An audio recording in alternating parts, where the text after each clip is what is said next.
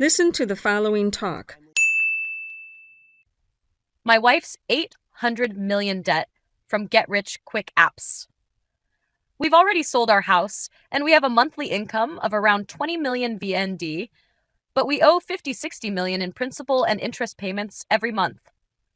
What am I supposed to do? I'm 42, with a wife and two children ages 13 and 8. We don't own a home. We've got nothing to our names. Back in 2018, my wife and I finally managed to build a place of our own.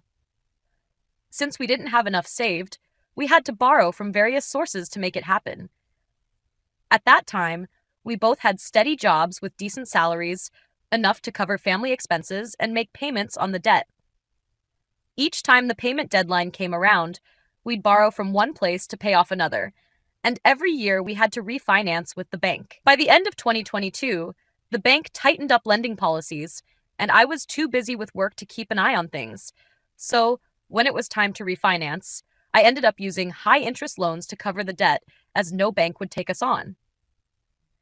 After a few months of this, the interest on these loans skyrocketed, forcing me to sell our house to pay off the debt. We had a little left over, which we used to fix up my parents' house, where we've been staying temporarily, hoping to save up and buy again someday.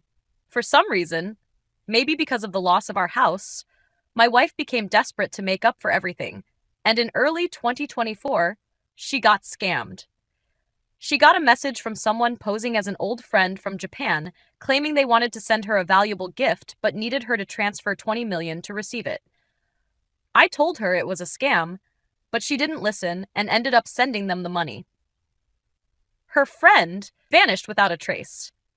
After that, I thought she'd learned her lesson, but 3 months later, an old friend from Hanoi invited her to invest in an app. She started small and made a little, 200,000 to 300,000 VND, which encouraged her to play bigger. Soon, she was betting tens of millions, then hundreds of millions. With no savings, she started taking loans from apps, borrowing from friends and colleagues. When she realized it was a scam, she finally told me. She'd been playing during her sick leave while I was at work, so I had no idea what was happening. I was in shock at the over 300 million VND we'd lost. There was no way to repay all her friends, colleagues, and loan sharks. My wife was devastated and wanted to end it all. Out of love for her and the kids, I calmed her down and advised her to stay strong. I called every family member on both sides for help, but no one could lend us the money. Desperate, I turned to finance companies, borrowing tens of millions from each to pay off the highest interest loans, while leaving the lower interest debts to be paid gradually with both of us working. In August, my wife was selected to work in South Korea, and I thought this was our chance to clear our debt. The cost to go wasn't high, and the salary would be 5 times what she made here. My salary is around 20 million VND a month, so if she worked hard over there, we'd soon be debt-free, and life would return to normal. But as our opportunity came, my wife grew desperate again. Just days before her flight, she somehow got trapped in another app scam. I had no idea because she was at home finishing up her paperwork. The day she left, I felt hopeful, praying she'd be healthy and work hard to help us recover. But 3 days after she arrived, she called, begging me to send money or else she wouldn't survive. Alarmed, I pressed her for details, and she finally admitted she was in trouble with the police because of a scam app. To help her, I scraped together 40 million, then 50, then 30, sending money whenever she asked. She borrowed from her former colleagues too. When she finally told me it was over, I tried to console myself, thinking, at least it's only money. I can always earn more.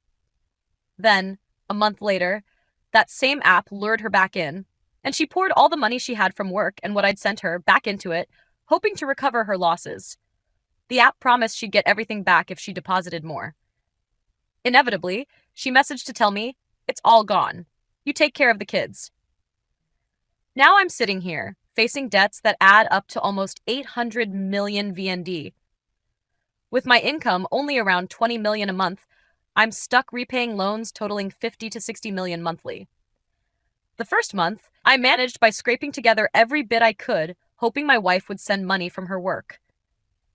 But it rained there, jobs were scarce, and she couldn't send anything back. By the second month, the debt burden hit hard. I had payments due with finance companies and owed friends and colleagues, yet my monthly income wasn't enough. I lay awake each night, dreading the calls and knowing that I couldn't repay them all at once. I begged both sides of the family again for help, but everyone's struggling. I couldn't help but blame myself. Why didn't I stand my ground and refuse to keep helping her? Why did she fall for scams time and time again, dragging our family into this endless nightmare? There are so many nights I've lain awake, holding my children, wondering what I'd do if there really was no way out. What if debt collectors harass us at home and work, making a scene? I've always prided myself on my integrity as a respected company employee, but now I'm losing hope, barely able to eat or work. Some nights, in utter despair, I've wished for a way to start over. I dream of having some property to secure a bank loan, where we could at least repay the private loans and gradually pay off the bank, but I've got nothing after selling the house. I can only hope that family members might somehow be willing to co-sign a loan, but who would risk their home's deed for me?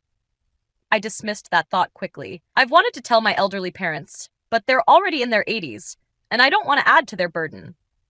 So I endure it alone. Sometimes I feel that fate's abandoned me. But I see my young children, and I know I can't leave them.